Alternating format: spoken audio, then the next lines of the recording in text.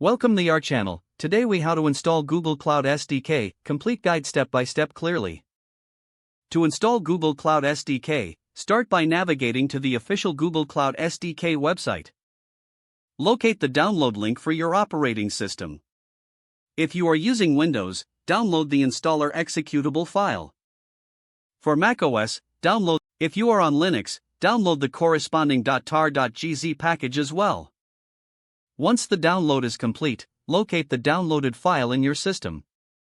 For Windows, run the installer and follow the on-screen instructions. Select the installation options you prefer, including whether to add the Cloud SDK to your path variable. For macOS, open the terminal and navigate to the directory where the .tar.gz file is located.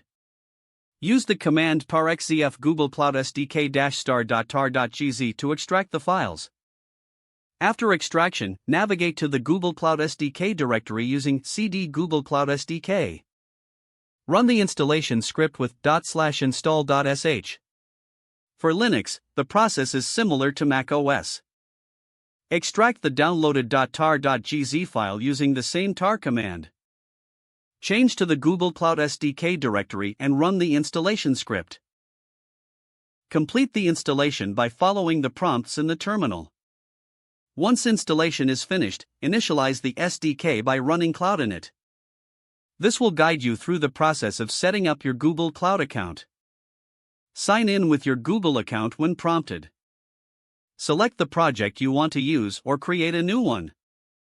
After configuration is complete, test the installation by running Cloud Info. This command will display information about your SDK installation. You are now ready to start using Google Cloud SDK for your projects. Make sure to check for updates regularly to ensure you have the latest version. Explore the various commands and tools available for managing your Google Cloud resources. If the page does not load, refresh the browser or try again in a private or incognito window. Make sure you are using the correct email address, then retype it carefully to avoid small typos. If your password is not accepted, use the reset option and create a new strong password you can remember. Don't forget to like this video and subscribe to our channel for more step-by-step tech guides.